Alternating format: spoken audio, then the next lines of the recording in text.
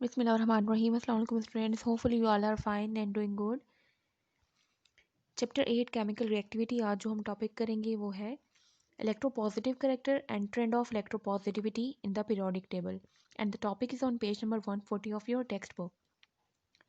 सो electropositive character को हम metallic character भी कहते हैं because it is the property of metal. क्योंकि ये मेटल्स की प्रॉपर्टी है इसलिए इसको मेटालिक करेक्टर भी कहा जाता है।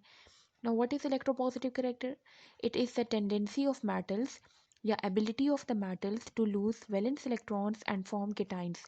metals की जो ability होती है कि वो इलेक्ट्रॉन लॉस कर सकते हैं और पॉजिटिव आयन बना सकते हैं जिसे हम कैटाइन कहते हैं, इस प्रॉपर्टी को मेटालिक करेक्टर या फिर इलेक्ट्रोपॉजिटिव करेक्टर कहा जाता है।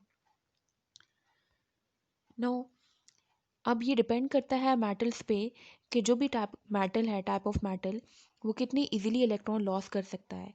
अगर तो वो इजीली इलेक्ट्रॉन लॉस कर देता है तो उसको हम मोर इलेक्ट्रोपॉजिटिव कहते हैं। देन जितने भी इलेक्ट्रॉन्स कोई भी मेटल लॉस करता है वो उस मेटल की या उस एटम की वैलेंसी होती है। फॉर एग्जांपल अगर कोई मेटल 1 इलेक्ट्रॉन लॉस कर रहा है तो उस मेटल की वैलेंसी 1 होगी। अगर कोई मेटल 2 इलेक्ट्रॉन लॉस करता है तो उसकी वैलेंसी 2 होगी। For example, sodium atom. Sodium atom is a member of group 1 and it has the ability to lose 1 electron. अब 1 इलेक्ट्रॉन लॉस किया है इसलिए इसके ऊपर +1 चार्ज आता है। प्लस चार्ज इसलिए आता है क्योंकि वो इलेक्ट्रॉन लॉस करता है और 1 मीन्स कि इसने 1 इलेक्ट्रॉन लॉस किया है। और यहाँ पे क्योंकि 1 इसने इलेक्ट्रॉन लॉस किए तो यहाँ पे 1 हम मोस्टली नहीं यूज़ करते। अगर मोर देन 1 इलेक्ट्रॉन हो तो फिर प्लस के साथ हम नंबर ऑफ इलेक्ट्रॉन भी मेंशन करते हैं। So sodium atom can lose 1 electron and form positive ion. Therefore, the valency of sodium metal is 1. Next example हमारे पास है zinc metal की।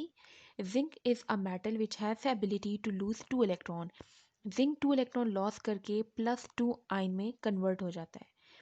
Now because zinc metal has lost 2 electrons from its valence shell, therefore its valency is 2. क्योंकि इसने 2 electron loss किए हैं इसलिए इसकी valency 2 होती है। वैलेंस शेल हम कहते हैं आउटर मोस्ट शेल को, सबसे बाहर जो किसी भी एटम में शेल प्रेजेंट होता है उसको हम वैलेंस शेल कहते हैं और उसमें जो इलेक्ट्रॉन्स होते हैं उन्हें वैलेंस इलेक्ट्रॉन्स कहते हैं।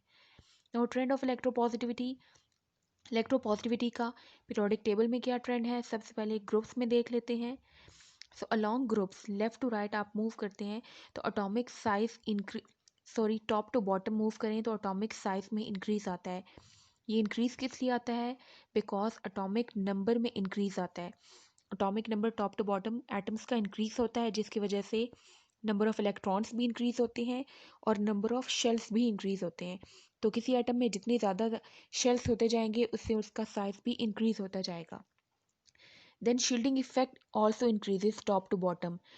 शील्डिंग इफेक्ट क्यों इंक्रीज करता है, शील्डिंग इफेक्ट बेसिकली होता क्या है, किसी भी एटम के जो इनर शेल्स होते हैं उसमें जो इलेक्ट्रॉन्स प्रेजेंट है वो इलेक्ट्रॉन्स क्या करते हैं कि जो सेंटर में न्यूक्लियस प्रेजेंट है उस न्यूक्लियस की वैलेंस शेल के इलेक्ट्रॉन्स की तरफ जो अट्रैक्शन होती है उस अट्रैक्शन को वो डिक्रीज कर देता है। मींस के न्यूक्लियस सबसे बाहर वाले वैलेंस शेल के इलेक्ट्रॉन्स को स्ट्रांगली अट्रैक्ट नहीं कर पाता क्योंकि सेंटर में अब शेल्स प्रेजेंट है और उन शेल्स के इलेक्ट्रॉन्स प्रेजेंट है।